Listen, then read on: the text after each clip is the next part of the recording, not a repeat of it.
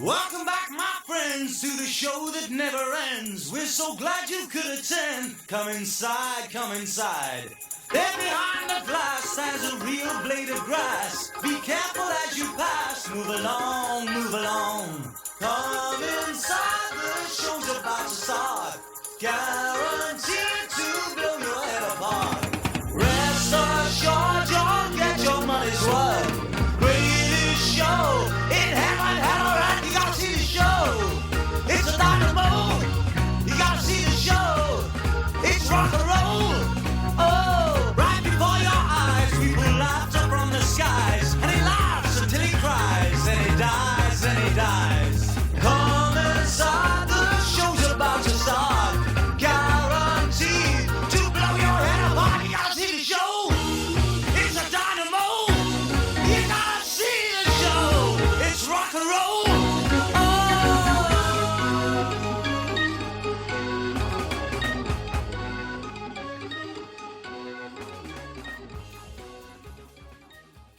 Welcome back, my friends, to the podcast that never ends. Hey, everybody, Dan Miles here. Hopefully you all listened to our last episode, number 132, in which Kevin Courtright, Mike Jacobs, and myself kicked off our discussion of prog rock.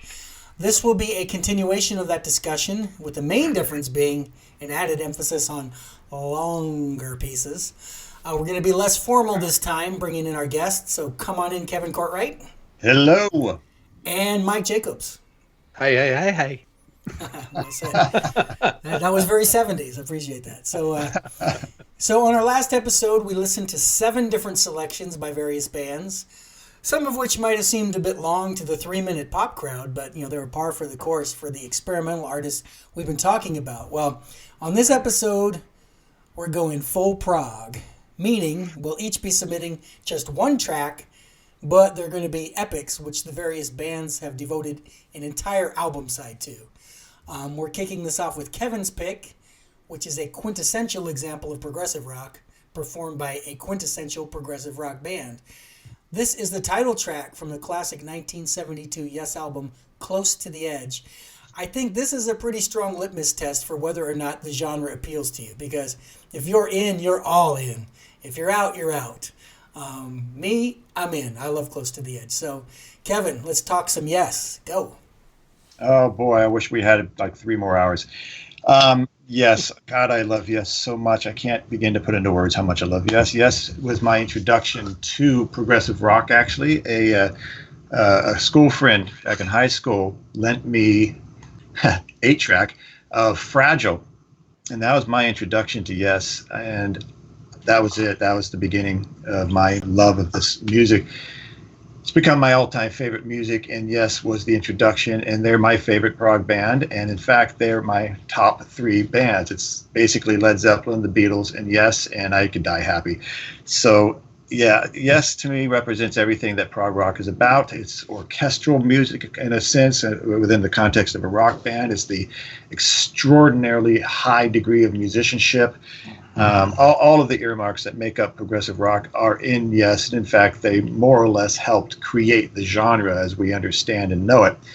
This particular title track from their 72 album, Close to the Edge, is, I think, maybe one of my all-time favorite pieces of music, hands down. And I think this is very subjective, but to me, it might just be the ultimate, most representative listen that you'll ever get to what progressive rock is all about. The lineup on this particular album was only 2 albums long, and that's really unfortunate. But it was John Anderson, of course, on vocals, Steve Howe on guitar, Chris Squire on bass, Rick Wakeman on the keyboards, and my all-time favorite drummer, Bill Bruford. He left right after this album. Unfortunately, he didn't tour for this album, but he felt this was his high water mark with the band. He needed to move on. He went off to King Crimson.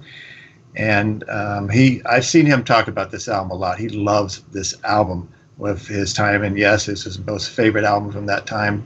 And he basically said we kind of got lucky because it just came together so perfectly. And the way there's like ideas that then extend on to extensions to ideas that all are thematic, and then it all comes back around, and it's basically a perfect composition in many ways. So I thought it was an excellent choice for progressive rock in general, and also for Yes. It's to me, that's their best album. Can you follow that, Mike? Well, it's funny listening back. There's a lot. I love this song, but my memory was a little shabby. I always considered this an album side, when really, it's Close to the Edge and You and I, and then Siberian Cat True. But I always listened to them straight through. I mean, that was my thing.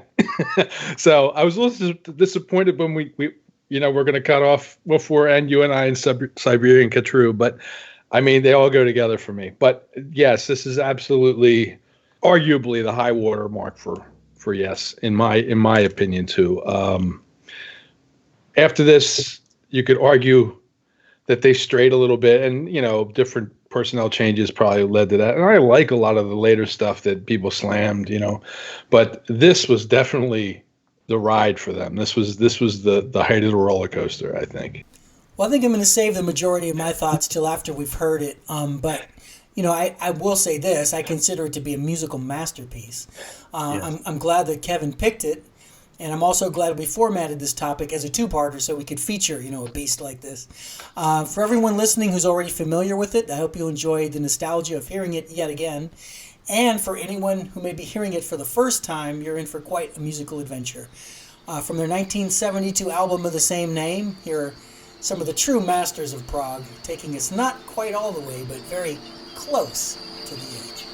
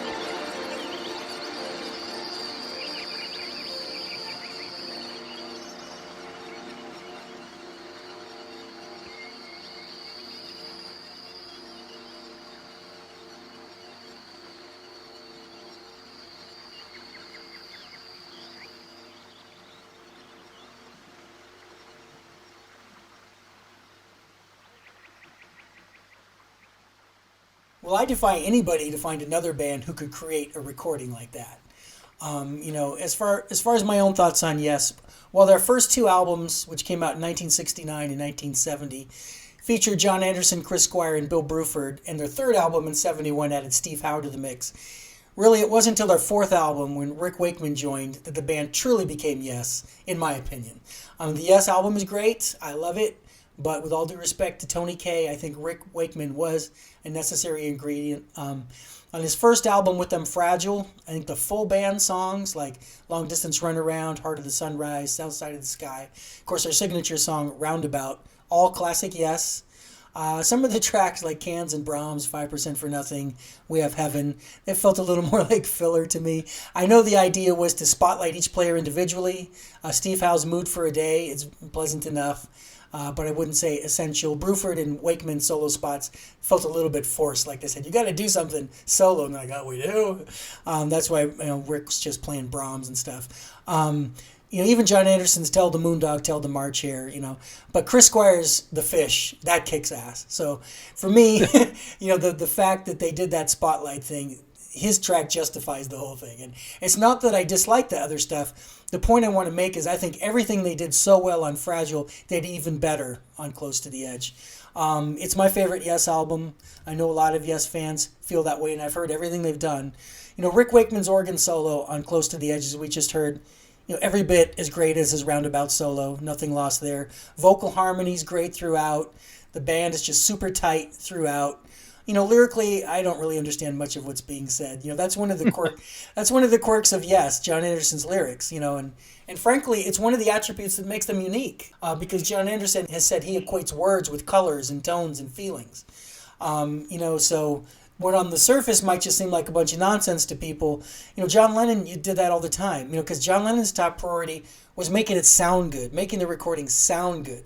Whether or not it meant anything was a lower priority to him. So he would call Hey Bulldog and Across the Universe, quote unquote, nonsense songs. I mean, the band America with their alligator lizards in the air, sounds good when we sing it. I don't care if there's really alligator lizards in the air. So I think some people may be off-put by not understanding literally what's going on, but it doesn't detract, to me, the experience of listening to Close to the Edge, to not understand some of the lyrics. I think it actually kind of adds to the mystery and makes you feel like they're sort of going someplace you've never been before.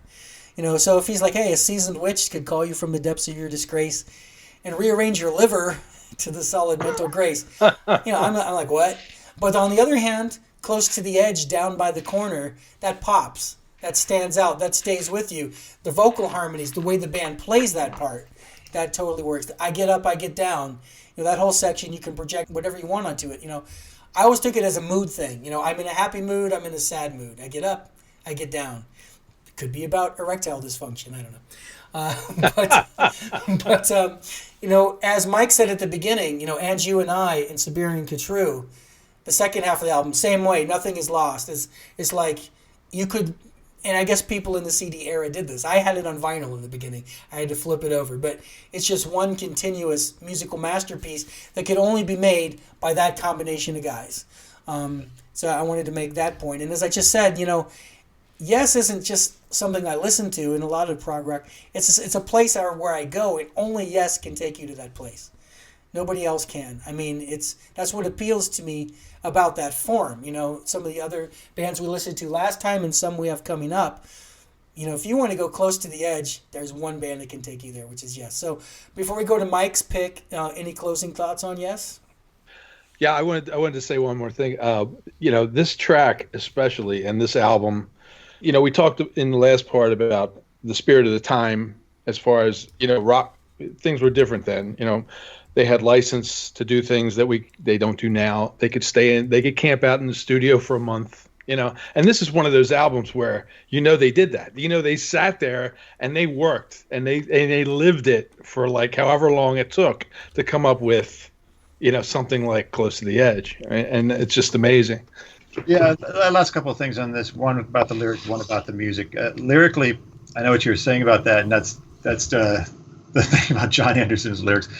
They're mystical, they're strange, and he has said multiple times it's not as much about specific points as it is the sound of words put together kind of poetically that don't necessarily have to make sense, But there's certainly a lot of area for interpretation, and a lot of people do that. That same book I mentioned in our last episode by Edward Macon, he focuses, one of his 4 tracks is on Close to the Edge, and he goes into the lyrics, and he believes that there is meaning there. John Anderson is a super mystical kind of guy, very spiritual kind of guy, and he believes that there's some sort of message there about going through the experience of a spiritual awakening or something, and he might be right. It's his interpretation. It would certainly fit into the kind of things that John Anderson might say lyrically. As for the music, what can you say? Chris Squire is my all-time favorite bass player. And I already said earlier in the previous episode, Bill Bruford is my all-time favorite drummer. So obviously that means they're my favorite rhythm section. Those 5 albums, first 5 studio albums with Bill Bruford on drums, the rhythm section between those two is just so magical and so extraordinary. On YouTube, if you listeners want to take a listen to this, somebody out there did a real favor for us. They isolated the tracks somehow. I don't know how they got them. You can listen to the entirety of Close to the Edge, and there's 3 different ones you can do if you like rhythm sections the way I do. One that's only Bruford. You can hear Bruford's playing all the way through. One only Squire, I believe, is available. And then there's one that's just Bruford and Squire isolated. You can hear some of the other instruments leak in every once in a while, but you can hear what they are doing as a rhythm section and the complexity of the constantly shifting meters and the dynamics and Squire's bass parts and how Bill Bruford's drumming is so orchestrated to exactly what is needed. I recommend going on YouTube and trying to find that. You just type in Bruford Squire isolated track, Close to the Edge, something like that. It's really worth doing. But yeah, that track means so much to me. It's interesting that Kevin and I both made the point about the lineup, because Tony Kaye's a great keyboard player, and Patrick Moratz and some Jeff Downs, they're all good, but there's an alchemy. Like Zeppelin had that alchemy, the Beatles had that alchemy, those particular guys. For me, and it's debatable, and some people think Trevor Rabin is the best they ever did, but I just mean that when it's Chris Squire, Bill Bruford, Rick Wakeman, John Anderson, and Steve Howe, that's the magic is there, and there's no better example of that than Close to the Edge. Yeah, it's the pinnacle right there. Well, let's move on to our next epic composition. This is going to be Mike's pick. This is another title track. I guess if you're going to dedicate half of your album to a particular song, it makes sense to make it the title track. And keeping with our theme of English bands of the 70s, we have a recording dating back to 1971, which is actually the year before Close to the Edge came out. Name of the band, Emerson, Lake and Palmer. Name of the epic song, Tarkus. Let's pass it over to Mike. Well, where do I begin? When I was young, I only got 4 albums a year, 2 for my birthday and 2 for Christmas. But one year, my mother went to a yard sale at where she worked, and this woman was selling albums for 10 cents a piece or 25 cents a piece. And she said, well, we'll pick out some for my son. I was about 14. And so she brought home Tarkus, and I swear, I wore that out. I had the cheapest JCPenney stereo, and I played that thing over and over and over and over again, so much that my 4-year-old brother ended up listening to it with me, and he swears that's the reason he became a drummer, because of all the rhythms and having to think about the different odd meters and stuff like that. So anyway, it's very important to me on that level. And, I know this whole album side so well that, in later years, when I got my first job, I found out that my first boss was a drummer, and we sat there in his office and hummed through the entire album side on a lunch break one time. But it's just fantastic. This to me is the quintessential ELP, hands down. So if you're going to listen to one track, listen to Tarkus, and you'll get your money's worth for time and content. Other than that, I'll let the music speak for itself. And when you talk about getting 4 albums a year, clearly nobody introduced you to the wonderful world of shoplifting. No, I'm kidding. I know Kevin has a great passion for this track as well, so let's get your thoughts. Oh, boy. I mentioned that Yes is one of my top 3 favorite bands. Keith Emerson means so much to me. I can't really put it. There's only one other musician that might eclipse him as my personal musical hero, and that might be Jimmy Page. But Keith Emerson, I had the extreme privilege through my friend and former music teacher, Mark Bonilla, to meet Keith 3 different times, and those were absolute thrills of my life, believe me. He was just a really nice, gentle, humble guy, you know. I couldn't believe it.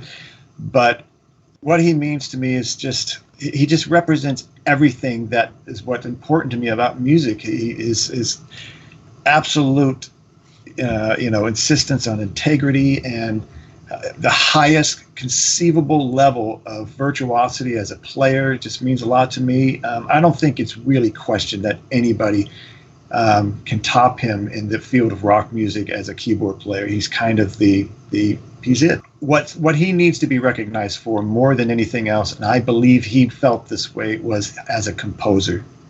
He was a absolutely brilliant composer. To me, he would have been a 20th century classical composer. And in fact, I don't think his 1977 release on their Works album of his piano concerto, it's an actual piano concerto with the London Philharmonic or whatever, is recognized for what it should have been. I mean, it's a phenomenal piece of classical music. So Keith Emerson is just everything. And then that band, I mean, Carl Palmer is just a phenomenal drummer and another jazz-influenced drummer. So you got the classical side with Keith, who also loved jazz, Dave Brubeck and all these players. And then Carl Palmer, a jazz-influenced drummer. And then you've got Greg Lake on there, was not as much into that. He liked the classical, not so much the jazz. But coming from King Crimson, he had certainly that background. He brought a melodic edge to it. And unfortunately, for a lot of fans out there, people that know ELP, they know him from Greg Lake's ballads, which are beautiful pieces of music, but they should not be kind of what you recognize Emerson, Lake and Palmer for. And Keith used to say that as well, quite honestly. Whatever the case, as Mike said, this is the quintessential ELP track. It could be argued maybe Brain Salad Surgery is the quintessential full album, but Tarkus as a composition that's the track. This is the one that you want to hear. Well, I know Keith held it personally in high regard because when he did his orchestral album, The Three Fates, it was definitely one of the ones he wanted to do in orchestral form. As with Close to the Edge, I'll save the majority of my comments till after we listen to it. So here comes another totally unique prog rock classic from their 1971 album of the same name. It's Emerson, Lake and Palmer, aka ELP, with Tarkus, and we'll see you in 20 minutes.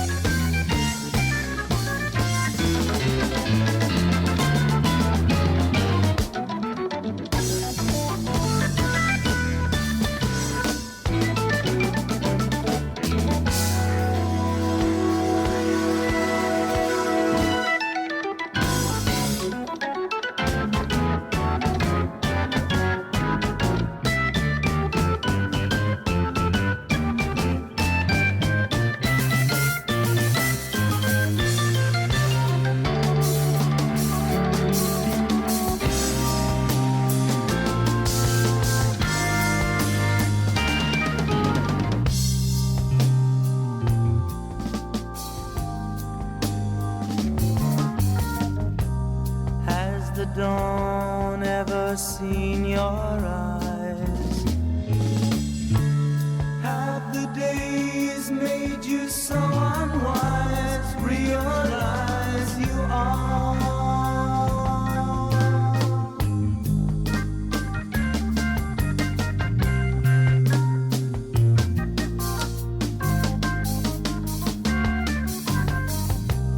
Had you talked to the winds of time,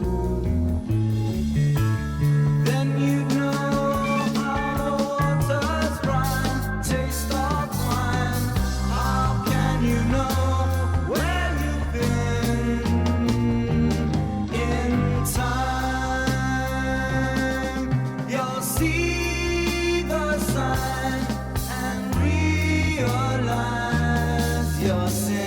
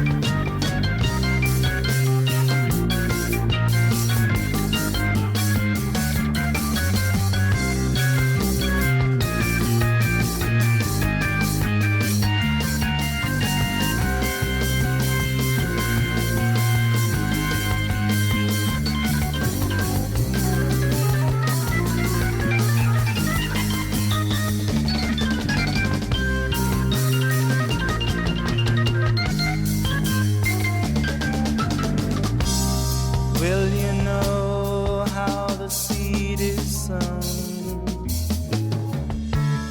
All your time has been overgrown, never known.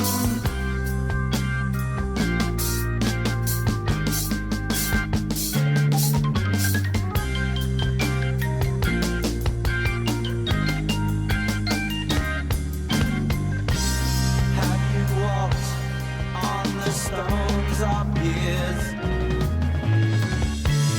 When you speak, is it you that hears? Or your ears full? You can't hear anything applause.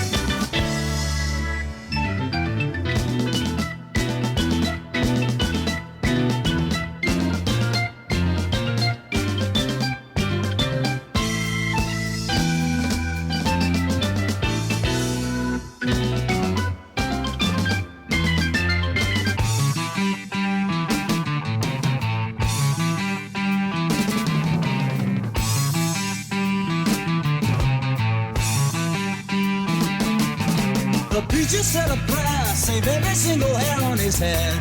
He's dead. The minister of hate had just arrived too late to be spared. Who cared? The wheel in the web that he made. The pilgrim wandered in, committing every sin that he could. So good. The cardinal of grief was set in the belief he'd be saved from the grave. The wheel in the web that he made.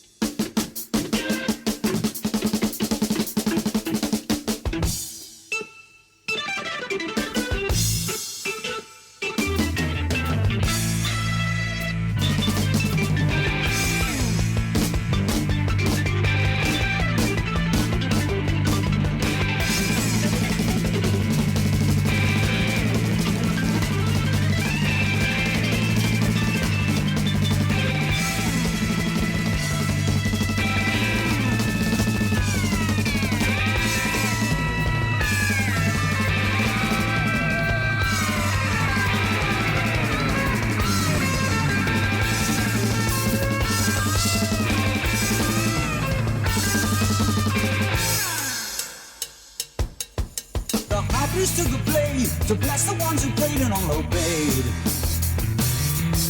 The messenger of fear is slowly drawing nearer to the time. A sign, the weaver in the web that he made.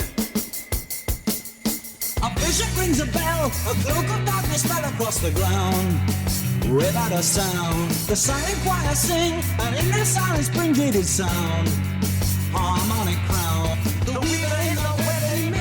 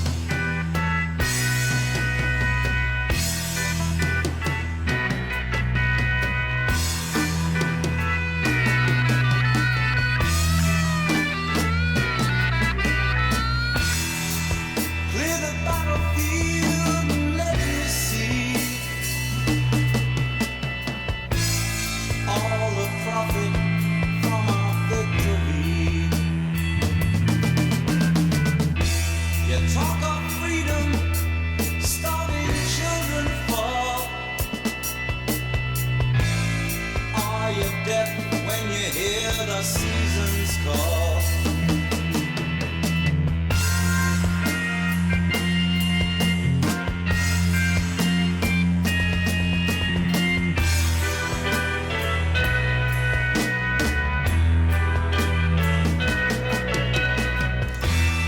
Were you there to watch the earth be scorched? Did you stand beside the spectral torch? No, the leaves of sorrow turn their face, scattered on the ashes of disgrace.